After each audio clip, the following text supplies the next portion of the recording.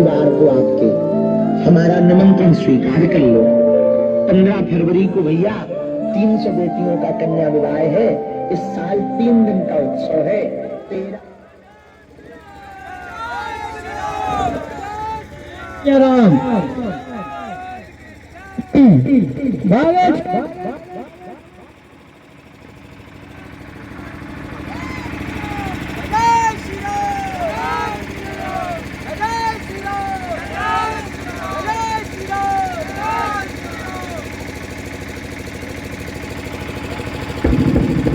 Hello hello hello जय श्री राम, जय राम। आज सभी ग्रामवासियों को सूचित किया जाता है कि बागेश्वर धाम ग्रामगढ़ा जिला छतरपुर में 15 फरवरी महाशिवरात्रि के पावन पर्व पर होने जा रहे 300 कन्याओं के विवाह में आप सभी आमंत्रित हैं। आप सभी आकर धर्म लाभ।